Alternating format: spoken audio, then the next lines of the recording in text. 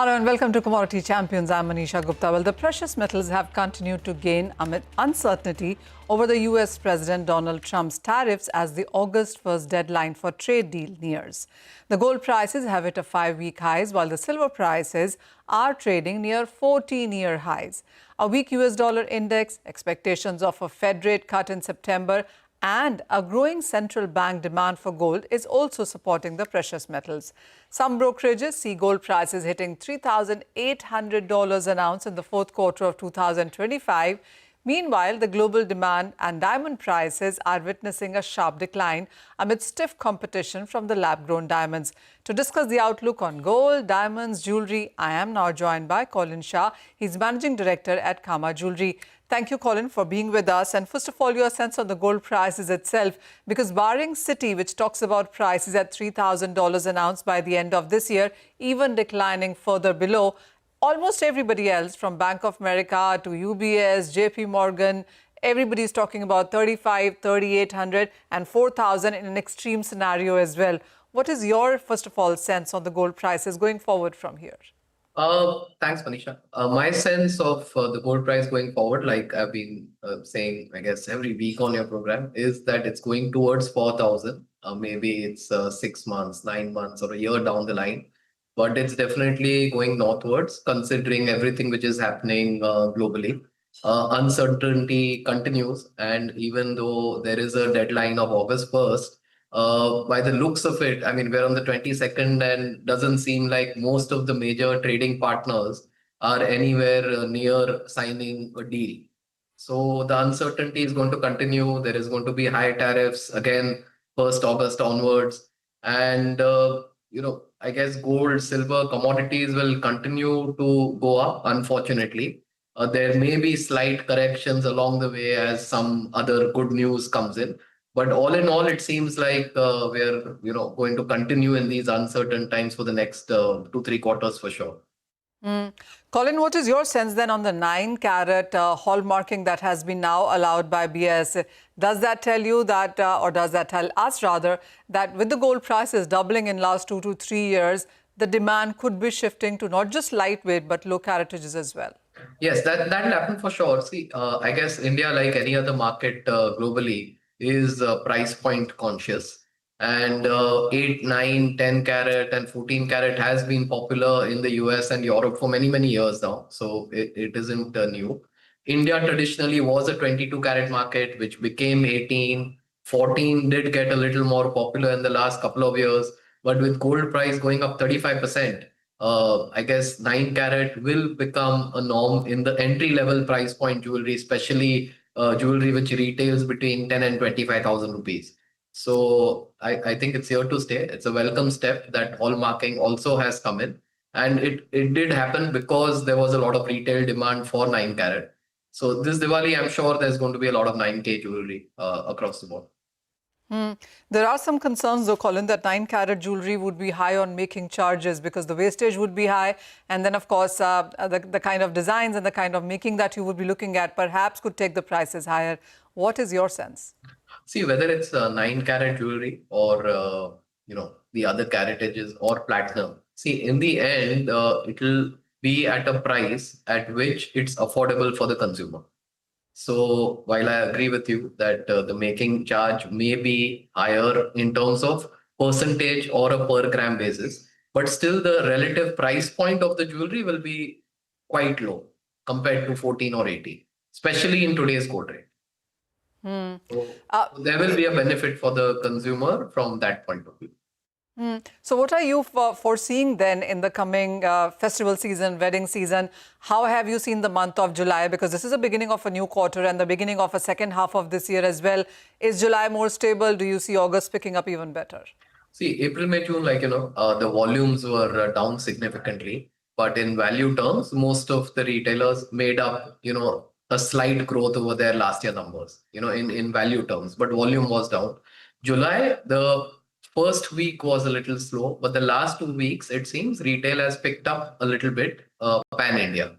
So we are optimistic, with IIJS, our next, the big exhibition coming up end of the month.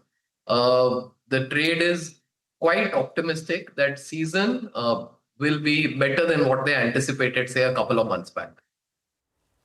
Any number that you are willing to give out on the next couple of quarters, because that is where most the action happens?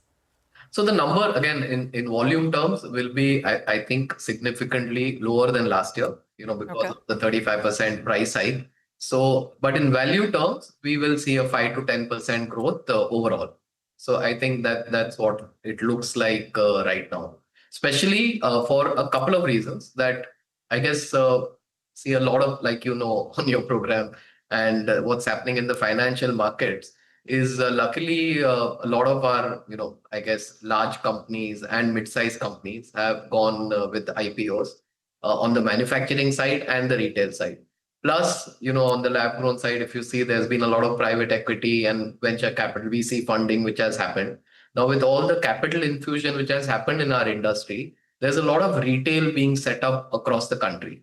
And as the square foot for retail for jewelry is increasing, there is obviously an uptake even in demand for the manufacturers. So overall, the industry will also increase because there's so much more retail space being created. Colin, coming on the diamond side as well, and the last couple of years we've been talking constantly about it, haven't been so great. It's been a slowdown. For the year 2025, the push from the natural diamond as an industry has been huge, not just in the Indian markets, but globally, with accords being signed, with monies being pooled, and the kind of campaigning and marketing that we've seen as well. On ground, what is the kind of conversion that you have seen till time? See, what we are seeing, I think last year was maybe when natural hit rock bottom. I would like to believe that, most in the industry believe that, it was maybe at its lowest point in terms of pricing and consumption.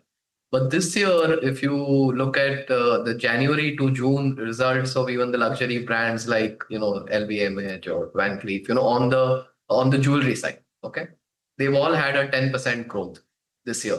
So it seems like, especially on the luxury side and the natural diamond side, 25 will be a much better year than 24 was.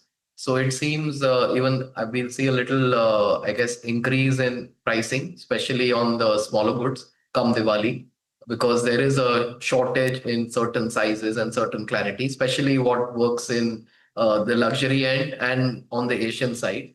And I guess with all the promotions, like you said, which are happening between the Natural Diamond Council, De Beers, the miners, retailers, I guess we will see a much, I think, positive season compared to last year. A final word on platinum, really, because that also seems to be making news and doing well. Do you see a considerable demand shift in sense of jewelry for platinum, or do you think it continues to be minuscule, and within that you could be looking at some gains? See, as an overall percentage of the pie, platinum is a smaller percentage compared to the overall gold business. But we must not forget that even the number of tons being mined in platinum are relatively smaller compared to gold. Having said that, platinum has built a significant niche for itself on the Indian side. The prices have appreciated quite nicely in the last 5-6 months.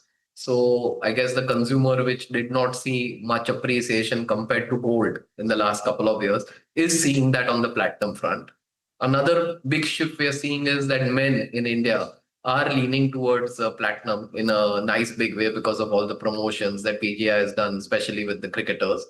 And I guess now this is here to stay. So the men's category will predominantly be platinum across India.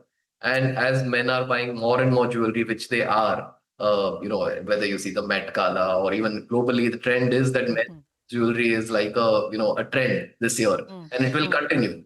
So I guess as the men's jewelry category increases, the platinum consumption also in India will increase significantly. And the customer which was looking for appreciation has seen it this year. So there's a certain amount of optimism and positivity that we're seeing around that category, which will definitely help the platinum consumption come this Diwali. All right. So when it comes to gold and diamonds and lower caratages and the numbers and platinum, men buying more jewelry, it all does look positive as we get into the festival season that kickstarts from the first week of August. Colin, as always, thank you so much for joining in, giving a sense on your prices and, of course, the trends in the Indian markets therein as well. Well, on that note, it's time for a short break, but don't go anywhere. The discussion continues when we return.